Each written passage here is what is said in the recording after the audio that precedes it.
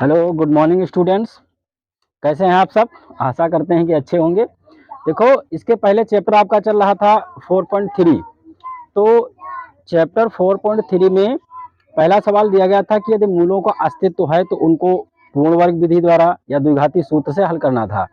इसमें चैप्टर आपका जो है 4.4, तो इसमें भी उसी टाइप के क्वेश्चन दिए गए हैं। तो सिर्फ हम आपको भूमिका के हिसाब से बता देंगे कि आपको किस हिसाब से करना है, बाकी आप अपने हिसाब से कीजिएगा। और यदि कोई भी क्वेश्चन इसमें आपको कोई दिक्कत लगती है तो आप वीडियो देखेंगे, कमेंट बॉक्स में ज़रूर बताइएगा, तो उसका हम दूसरा अलग से वीडियो बना देंगे या उन सवालों को हल करवा देंगे। ठीक है, तो चैप्टर जो आपका 4.4 है उसमें देखो पहला सवाल दिया गया है कि निम्न द्विघात समीकरणों के मूलों की प्रकृति ज्ञात कीजिए। यदि मूलों का अस्तित्व हो तो उन्हें ज्ञात करना है। इसमें कोई मेथड नहीं कहा जा रहा है कि इस मेथड से ज्ञात करो, चाहे आप द्विघाती सूत्र से ज्ञात कीजिए या गुणनखंड विधि से ज्ञात कीजिए या फिर जो है पूर्ण वर्ग विधि से आप इसके मूल जो है ज्ञात कर सकते हैं। तो मूलों की प्रकृति के लिए हमने देखो बताया था, आप तुरंत बैक आइए।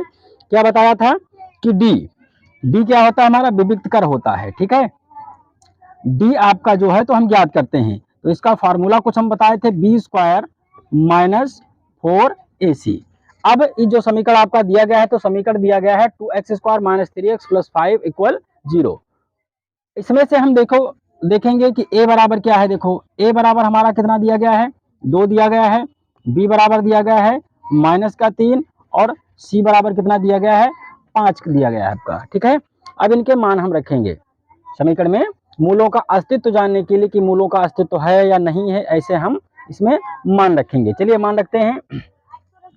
तो d बराबर यानी बी स्क्वायर, बी हमारा कितना है -3 का स्क्वायर करेंगे -4 इंटू ए का मान कितना दिया गया है, 2 दिया गया है और सी का मान कितना दिया गया है, 5 दिया गया है।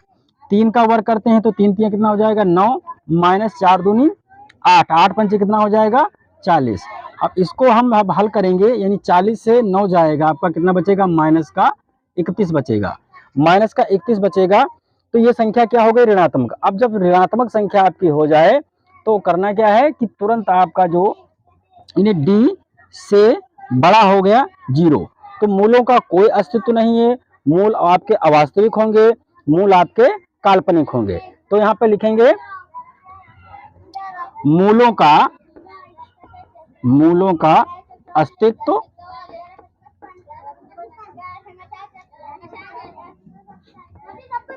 नहीं है ना, मूलों का अस्तित्व नहीं है। तो बस इतना लिख करके छोड़ देंगे, या आप लिख सकते हो काल्पनिक मूल हैं। क्या मूल हैं, काल्पनिक हैं। ठीक है, क्योंकि प्रश्न हमारा ये कहता है कि यदि मूलों का अस्तित्व हो तो हम ज्ञात करें उन्हें, अगर मूलों का अस्तित्व नहीं है तो हम उन्हें नहीं ज्ञात करेंगे। ठीक है, अगर कोई दिक्कत आपको लगती है, जैसे 4 प्रश्न इसमें से दिए गए हैं, चारों प्रश्नों में से कोई आपको दिक्कत लगती है तो आप जो है वीडियो देखेंगे कमेंट बॉक्स में और जो है तो लिख देंगे कि हम तो आपको अगले वीडियो में इसी प्रकार के सवाल, मतलब यही सवाल आपको लगा करके फिर बता देंगे। ठीक है, देखिए इसी क्रम में दूसरा सवाल, पहले सवाल के देखो हम ये पहले सवाल आपको बता दिए हैं, उसके जो बचे हैं सवाल वो आप अपने आप कीजिएगा, हो जाएंगे। ठीक है, कोई दिक्कत लगे तो फिर बताइएगा, हम जरूर बताएंगे। अब दूसरा सवाल दिया गया कि निम्न द्विघात समीकरण में के का एक आपको मान निकालना है। द्विघात समीकरण आपके सामने लिखा हुआ है, इसमें के का मान ज्ञात करो जब, और एक कंडीशन इसकी द्विघात समीकरण के, मतलब इस प्रश्न की एक कंडीशन दी गई है कि जब उसके दोनों मूल क्या हों, बराबर हों। तो आप जानते हैं कि दोनों मूल कब बराबर होते हैं। ठीक है, जानते हैं दोनों मूल तभी बराबर होंगे जब आपका डी 0 आएगा। ठीक है, और डी बराबर भी फार्मूला जस्ट पहले भी हमने बताया है कि डी बराबर क्या होता है कि बी स्क्वायर माइनस 4ac। इसको यानी बी का मान, ए का मान और सी का मान रखोगे, आप उसको हल करोगे। अगर वहां पर डी बराबर आपका 0 निकलता है तो उसके क्या होते हैं, समीकरण के मूल दोनों बराबर होते हैं। ठीक है, जब मूल इसके बराबर हो जाएंगे तो यहाँ पर इसको जो है तो ax square plus bx plus c से हम तुलना करेंगे, देखेंगे क्या क्या मान है। आइए तो देखो यहाँ पर इसमें ax square plus bx plus c बराबर 0 से तुलना करने पर,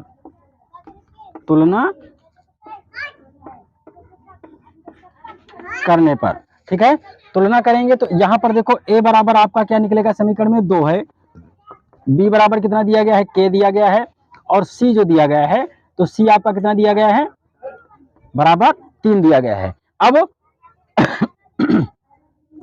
देखो चूंकि, देखो लिखोगे चूंकि समीकरण के मूल बराबर हैं, क्या हैं, समीकरण के मूल बराबर हैं, तो बराबर हैं तो आपका डी क्या होगा, आपका 0 होगा।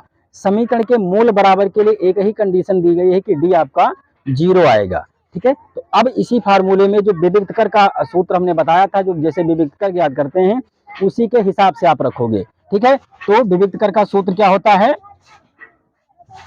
डी बराबर बी स्क्वायर माइनस 4ac, ठीक है। मान रखते हैं डी बराबर आपका क्या हो जाएगा 0, क्योंकि मूल बराबर हैं। तो बी हमारा कितना दिया गया है, के दिया गया है माइनस, ठीक है, 4 गुणे ए का मान कितना दिया गया है, 2 दिया गया है, और सी का मान कितना दिया गया है, 3 दिया गया है। देखो ये 0 दिया गया तो पूरा पक्ष इधर और उधर हम लिखते हैं तो इसमें कोई अंतर नहीं आता है। इसको यहाँ पे हल कर लेंगे, इधर देखिएगा, ठीक है। तो ये पूरा जो आपका 0 दिया गया है हम पूरा उधर ले जाएंगे, क्योंकि ये ज्ञात है और ये अज्ञात। तो अज्ञात राशि हमेशा जो है वो बाएं पक्ष में रखी जाती है, ठीक है। तो अज्ञात राशि कितनी है आपकी, देखो के स्क्वायर माइनस, इसको हल करेंगे तो 4 दूनी 8, 8 तो कितना हो जाएगा 24, और बराबर कितना हो जाएगा 0, क्योंकि ये डी जो आपका 0 था उसको हम दाएं पक्ष में रखे, पूरा रखे हैं। तब पूरा इधर का उधर करते हैं तो इनके चिन्ह नहीं बदलते हैं, ठीक है। तो ये हो जाएगा के स्क्वायर बराबर, अब 24 का पक्षांतर करेंगे तो उधर जाएगा तो ये हो जाएगा प्लस में, किसमें हो जाएगा, प्लस में हो जाएगा।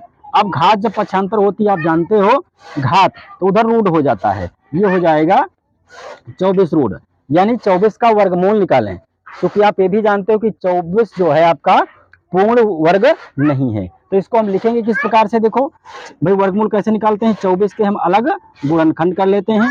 तो 24 के गुणनखंड अलग करेंगे तो ये हो जाएगा 2 और ये 6, इसके गुणनखंड करते चले जाएंगे, ठीक है, गुणनखंड करते चले जाएंगे।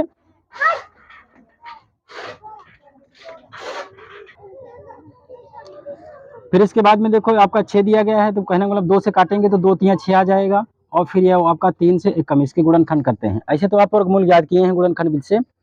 तो अब यहाँ पर जिसका जोड़ा बन जाता है, ये जोड़ा बन गया आपका, तो जोड़ा जिसका बन जाता है उसको हम बाहर कर लेते हैं। यानी कि अगर इसको हम लिखेंगे, देखो के बराबर ये तो लिखा जाएगा 2 है ना, गुणे 2 गुणे 2 गुणे 3, 2 दूनी 4 दूनी 8 त्रिक 24, इसका जोड़ा बना तो ये बाहर हो जाएगा। तो के बराबर मान हो जाएगा 2, और जिसका जोड़ा नहीं बनता उसको रूट में ही लिखते हैं, तो 2 3 आपका कितना हो जाएगा 6। तो के का मान यानी के की वैल्यू कितनी निकली है, 2 रूट 6 आया है आपका, ठीक है। इस प्रकार से आप दूसरा सवाल अपने आप करेंगे, देखो इसमें दिया गया है, करो अपने आप लगाइए। अगर कोई दिक्कत लगे तो कमेंट बॉक्स में जरूर बताइएगा, हम उस सवाल को जरूर बताएंगे। क्लियर, ठीक है। एक बार सवाल को फिर से देख लेंगे आप, अगर लिखना चाहें तो इसको वीडियो रोक करके आप सवाल को लिख भी सकते हैं, लेकिन कमेंट बॉक्स में जरूर बताएं कि कैसा लगा आपको सवाल, समझ में आया नहीं आया। जहां पर कोई दिक्कत लगे तो पूछेगा जरूर। इसी क्रम में देखो अगला सवाल आपका दिया गया है क्वेश्चन नंबर 3। क्वेश्चन नंबर 3 में लिखा हुआ है, मतलब क्या एक ऐसी आम की बगिया बनाना संभव है जिसकी लंबाई चौड़ाई से 2 गुनी हो और उसका क्षेत्रफल जो हो वो आपका 800 वर्ग मीटर में हो, ठीक है। मतलब ये स्थिति आपको बतानी कि ऐसा संभव है या नहीं है। अगर संभव हो तो हमें उसकी लंबाई और चौड़ाई ज्ञात करना है। ऐसे सवालों में सबसे पहले आप ध्यान देंगे कि पूछ क्या रहा है, किसका कितना 2 गुना पूछा जा रहा है या कहा जा रहा है, ठीक है। तो चूंकि एक ऐसी बगिया है, लंबाई और चौड़ाई दी गई है, तो लंबाई चौड़ाई है तो आयत, जाहिर सी बात आयत होगा आपका, है ना, आयताकार बगिया होगी। आयत का क्योंकि वर्ग होता तो उसमें केवल एक ही दी गई होती, ठीक है, भुजा इसकी वर्ग की भुजा वर्गाकार है, लेकिन इसमें दिया गया लंबाई और चौड़ाई, तो लंबाई चौड़ाई होता है आपका आयत में, ठीक है। तो आयत में होता है तो हम यहाँ पर देखो मानेंगे क्या, क्वेश्चन इस पर डिपेंड करता है कि आप मानते क्या हैं या कैसे किस हिसाब से है। क्योंकि यहाँ पर देखो दिया गया है लंबाई कॉमा लगा फिर चौड़ाई से 2 गुनी है, यानी जो उसकी लंबाई होगी वो चौड़ाई से कितना गुना होगा, 2 गुना होगा, ठीक है। तो यहाँ पर हम क्या मानेंगे, चौड़ाई मानेंगे, माना है ना, बाग की चौड़ाई जो हो जाएगी वो हो जाएगी x मीटर हो गई, ठीक है। उसके बाद में तथा अब चौड़ाई हो गई तो लंबाई जो है, तो लंबाई तथा लंबाई लंबाई कितनी हो जाएगी भाई, चौड़ाई की वो 2 गुना है, तो चौड़ाई हमारा कितना यक्स है, तो वो उसका 2 गुना यानी कि 2 इंटू यक्स यानी कितना हो जाएगा 2 यक्स मीटर हो गया। ठीक है, अब प्रश्नानुसार अकॉर्डिंग टू क्वेश्चन यानी प्रश्न अनुसार, तो प्रश्नानुसार प्रश्न क्या कहता है कि लंबाई चौड़ाई उसका क्षेत्रफल दिया गया है, तो लंबाई ठीक है और गुणे चौड़ाई, तो 2x गुणे यक्स बराबर, क्योंकि ये आयत का क्षेत्रफल होता है लंबाई गुणे चौड़ाई, तो लंबाई गुणे चौड़ाई क्षेत्रफल, और क्षेत्रफल दिया गया है आपका, क्षेत्रफल है कितना 800 वर्ग मीटर में दिया गया है ना, क्षेत्रफल जो भी होता है आपका वर्ग मीटर में लिखा जाता है। अब देखो इसका गुणा करेंगे कितना हो जाएगा, ये 2x स्क्वायर हो जाएगा, क्योंकि x x x स्क्वायर हो जाएगा, बराबर कितना आपका हो जाएगा 800। ठीक है, 2 का हम पक्षांतर करेंगे तो x स्क्वायर बराबर 800 बटा 2। ठीक है, डिवाइड हो जाएगा, कितना बचेगा आपका 400 हो जाएगा भाई, 2 1 कम 2, 2 चौके 8 और फिर ये 0, तो ये 400 आ गया। अब हम क्या करेंगे, घात पक्षांतर करते हैं, तो घात पक्षांतर करते हैं तो कितना हो जाता है आपका, यानी ये रूट में हो जाएगा, किसमें हो जाएगा रूट में हो जाएगा, तो रूट में होगा। अब इसे क्या करना है, इसका हमें वर्गमूल निकालना होगा। अब वर्गमूल हम जानते हैं कि 400 का, तो 400 का वर्गमूल जब आप निकालोगे, देखो तो वर्गमूल इस प्रकार से हमने अभी इसके पहले बताया था कि गुणनखंड विधि से हम वर्गमूल इसका ज्ञात करते हैं, दीर्घ विभाजन विधि द्वारा होता है, इस प्रकार से हम इसके वर्गमूल ज्ञात करते हैं। तो 2 से काटेंगे कितना आ जाएगा 200 हो गया, 2 से काटा 100 आ गया, 2 से काटोगे तो कितना आ जाएगा 50, फिर 2 से 25 आ गया, फिर 5 से तो 55 25, फिर 5 से 1 कम 5।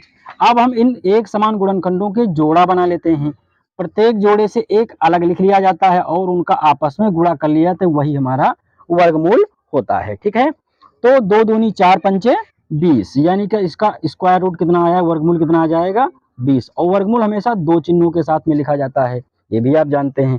ठीक है, तो ये वर्गमूल इस प्रकार से इसका निकाल लेंगे, वर्गमूल जो हमेशा 2 चिन्हों के साथ में लिखा जाता है, प्लस और माइनस। अब तो x बराबर आपका मान देखो हमने बताया था, एक आपका मान आ जाएगा 20 प्लस में आ जाएगा, दूसरा क्या हो जाएगा माइनस का 20 हो जाएगा। ठीक है, अब चूंकि लंबाई चौड़ाई है और लंबाई चौड़ाई कभी ऋणात्मक होती नहीं है, तो लंबाई चौड़ाई ऋणात्मक होती नहीं, तो x बराबर जो होगा आपका -20, छोड़ने पर यदि आप लिखना चाहें तो इसमें लिख सकते हैं x बराबर -20 है। ठीक है, जो अमान्य है, इस प्रश्न के लिए अमान्य है, यानी लंबाई चौड़ाई उम्र हो, ठीक है, चाल हो, इस प्रकार के चाल वाले भी सवाल आप लगाए होंगे। ठीक है, बताया भी है, तो ऐसे सवाल जब आपके हों तो इसमें आपका जब माइनस में आ जाता है मान तो अमान्य हो जाता है। ठीक, तो ये अमान्य है, तो x बराबर कितना हो जाएगा आपका 20, और आप पुनः आएंगे सवाल में, सवाल पूछ क्या रहा है, तो x बराबर हमारा कितना है 20 निकला है, तो x हम माने क्या थे, x क्या था हमारा चौड़ाई, तो बाघ ये ऐसी स्थिति में यानी बाघ को बनाना संभव है क्योंकि बाघ की चौड़ाई निकली है 20 मीटर। ठीक है, तो यहाँ पर लिख सकते हो चौड़ाई बराबर कितना हो जाएगा 20 मीटर हो गया, और लंबाई जो क्या थी इसकी 2 गुना थी, 2 इंटू 20, किसकी चौड़ाई की 2 गुना थी, तो 20 गुना कितना हो जाएगा 40 मीटर। ठीक है, ये आपका आंसर हो गया, चौड़ाई बराबर 20 मीटर और लंबाई बराबर 40 मीटर। ठीक है, इसी क्रम में जो चैप्टर आपका दिया गया है 4.4, उसका हम अगला सवाल देखेंगे। सवाल क्या दिया गया है कि क्या निम्न स्थिति संभव है। ठीक है, क्या निम्न स्थिति, जो कुछ सवाल प्रश्न लिखा हुआ वो स्थिति संभव है, अगर संभव हो तो ज्ञात करना है उनकी वर्तमान आयु, यदि हो तो उनकी वर्तमान आयु ज्ञात करना है। आयु संबंधी प्रश्न है आपका, किस प्रकार से आप हल करोगे, तो आयु संबंधी जब प्रश्न है आपका, तो देखो इसमें दिया गया कि 2 मित्रों की आयु का योग 20 वर्ष है। ठीक है, 2 मित्र जो हैं उनकी आयु का योग, दोनों की आयु हम जोड़ देते हैं तो उसका योग आता है 20 वर्ष, और 4 वर्ष पहले उनकी आयु का गुणनफल कितना था 48 था। ठीक है, तो दोनों मित्र दिए गए हैं, तो कोई इसमें किसी का नाम नहीं लिया गया है। ठीक है, नाम कोई रखना चाहो रख सकते हो, ए और बी, मान लो कोई ए और बी दोनों मित्र हैं, तो दोनों मित्रों की आयु का योग दिया गया है 20 वर्ष। ठीक है, अब यहाँ पर देखो हम मान लेंगे, माना है ना, माना पहले मित्र की वर्तमान आयु, क्या मानेंगे आप वर्तमान आयु, हमेशा जब भी आयु मानेंगे आप वर्तमान आयु, तो वर्तमान आयु क्या हो जाएगी 20 वर्ष, नहीं सॉरी एक्स वर्ष, एक्स वर्ष। ठीक है, अब पहले मित्र की वर्तमान आयु x वर्ष है और ये भी प्रश्न दिया गया है कि दोनों मित्रों को, जब हम दोनों मित्रों की आयु को जोड़ दें तो आता है 20 वर्ष। तो अगर पहले मित्र की आयु हमको पता चल गई है तो हम योग से क्या करेंगे, पहले मित्र की आयु निकाल दें। मान लो कोई आपका दिया गया है, किसी दो मित्र दिए गए हैं, तो दोनों मित्र की आयु का 20 वर्ष है, एक की आयु जो है 8 वर्ष है, तो बताओ दूसरी आयु की आयु कितनी होगी। तो आप 20 से 8 को घटाओगे तभी तो बता पाओगे कि 12 वर्ष दूसरे मित्र की आयु है। तो बिल्कुल सेम प्रोसेस उसी प्रकार से करेंगे। तो दूसरे मित्र की वर्तमान आयु जो होगी वो होगी 20 माइनस एक्स वर्ष। ठीक है, 20 माइनस एक्स वर्ष। ठीक है, अब यहाँ पर एक और कंडीशन दी गई है 4 वर्ष पहले। तो 4 वर्ष पहले जो अगर आयु पहले में आ जाए, पहले या पूर्व, तो क्या करते हैं, वर्तमान आयु से हम घटा देते हैं। ठीक है, तो यहाँ पे लिखेंगे 4 वर्ष पहले, है ना, 4 वर्ष पहले पहला जो मित्र है, यानी पहले मित्र की आयु, मित्र की आयु, तो पहले मित्र की आयु हमने क्या माना था, x वर्ष। तो x वर्ष, हाँ x वर्ष माने थे तो x माइनस 4, यानी वर्तमान आयु से वर्तमान आयु से क्या करेंगे, हम पहले वाले वर्ष घटा देंगे। यहाँ पर आपको 2 बार पहले पहले लिखा है, इसमें कंफ्यूज ना होना। ठीक है, हम समझा रहे, देखो मतलब क्या है इसका, 4 वर्ष पहले जो कि प्रश्न में दिया गया है कि 4 वर्ष पहले, और ये पहले मित्र की आयु जो कि हम यहाँ पर माने थे, अगर यहाँ पर कुछ नाम दे देते तो अलग बात होती। तो 4 वर्ष पहले का मतलब है 4 वर्ष पूर्व, यहाँ पर हम पूर्व लिखना चाहें तो लिख सकते हैं ताकि आप कंफ्यूज ना हो। ठीक है, पूर्व का मतलब भी होता है वही, 4 वर्ष पूर्व पहले मित्र की आयु x माइनस 4 है, 4 वर्ष हो जाएगी। ठीक है, 4 वर्ष हो गया। उसके बाद में 4 वर्ष वही प्रोसेस आपका रहेगा, 4 वर्ष पूर्व दूसरे मित्र की आयु जो होए, दूसरे मित्र की आयु, तो दूसरे मित्र की आयु कितनी थी, 20 माइनस x था, इसमें से और 4 माइनस करेंगे। ठीक है, तो ये आ जाएगा 20 से 4 जाएगा, कितना आ जाएगा 16, 20 से 4 गया तो 16 माइनस का x वर्ष आ गया। ठीक है, अब प्रश्नानुसार प्रश्न भी आपका दिया गया है, कैसे प्रश्न, यानी प्रश्न ये कहता है कि 4 वर्ष पूर्व उन दोनों मित्रों की आयु का गुणनफल कितना था, 48 था। ठीक है, तो पहला मित्र की आयु क्या है, x माइनस 4, दूसरे की आयु क्या है, 16 माइनस एक्स, बराबर दोनों का गुणनफल। देखो इसके बीच में कोई चिन्ह है ही नहीं, किसी मतलब गुणनफल गुणा करना है, तो ये आपका हो जाएगा 48। ठीक, गुणा करते हैं, x का 16 से गुणा करोगे तो आपका आ जाएगा 16x, x का हम यहाँ गुणा करते हैं तो आ जाएगा माइनस का एक्स स्क्वायर, 4 का इसे गुणा करोगे तो माइनस का हो जाएगा 16 चौके, चूंकि ये माइनस का है ये प्लस का है तो प्लस माइनस की गुणा माइनस में आएगी, 16 चौके 64 हो गया। 4 का फिर से गुणा करो तो माइनस और माइनस की गुणा प्लस होता है, तो ये हो जाएगा 4x, वो भी प्लस में, बराबर 48 हो जाएगा। उसके बाद में इधर देखेंगे तो ये आपका दिया गया, देखो 16x यहाँ पर काहे का है, प्लस का है, ये 4x का है कि प्लस के, दोनों जुड़ जाएंगे, हम लिखेंगे मानक रूप में, यानी बड़ी घात वाला पद पहले लिख लेंगे। तो 16x और 4x जोड़ेंगे तो कितना हो जाएगा, 20x हो गया, और ये माइनस के क्या हो गया 64, ये वाले 48 भी इधर लेके आएंगे तो काहे के हो जाएंगे, माइनस के हो जाएंगे। ठीक है, काहे के हो गए, माइनस के, बराबर क्या हो गया आपका 0 हो गया। ठीक है, अब यहाँ पर देखो एक्स स्क्वायर आपका दिया गया है, तो एक्स स्क्वायर ऋणात्मक है ना, तो इसको हम अभी बाद में धनात्मक बना लेते हैं, प्लस का हो गया 20x, और यहाँ पर 4 है, दोनों जोड़ेंगे तो 8 4 कितना हो जाएगा, माइनस का है माइनस का है जुड़ जाएगा। ठीक है, समान चिन्ह सदैव जुड़ते हैं, तो 4 और 8 4 12 का 2 हो गया। ठीक है, रिमाइंडर 1 यहाँ से 1 बचा, 6 4 10, और ये कितना हो जाएगा 11, बराबर क्या आ गया 0। अब हम इसमें माइनस से गुणा करते हैं, यहीं पर देखो माइनस से गुणा कर लेते हैं, तो माइनस माइनस से क्या हो जाएगा, प्लस हो जाएगा। ठीक है, प्लस हो गया, और ये माइनस प्लस माइनस का हो जाएगा। ठीक है, तो यहीं पर गुणा हम कर लेते हैं, तो ये माइनस हो गया, और ये माइनस माइनस का हो जाएगा, प्लस का हो जाएगा। अब इसकी स्थिति पता करनी है कि ये स्थिति संभव है कि नहीं है, तो स्थिति संभव के लिए हमने बताया था कि इसमें डी ज्ञात करेंगे आप।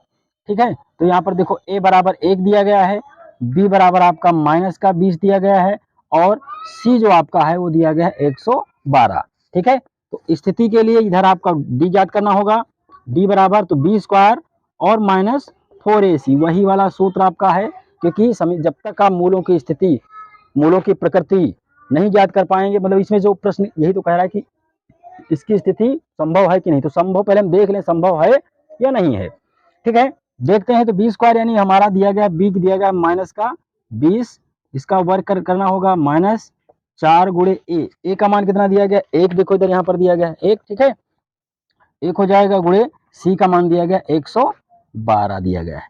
20 का वर्क करोगे, 20 विषय हम कितना होता है, 400 होता है, ठीक है, माइनस, अब देखो 4 एकम 4, फिर इसका गुणा करते हैं 112 से, 4 एकम 4 और 4 दूनी 8 का 8, 4 एकम 4 हो गया, 4 एकम 4 हो गया। अब यहाँ पर देखो 448 है माइनस का और 400 है प्लस का, जो कि 448 ज्यादा है, तो ये आपका डी कितना आ जाएगा, 48 आएगा, ओ भी क्या आएगा, ऋणात्मक आएगा, है ना। तो डी आपका जो है, डी से बड़ा हो गया क्या, 0। फिर यहाँ पे लिख सकते हो, यह स्थिति संभव नहीं है,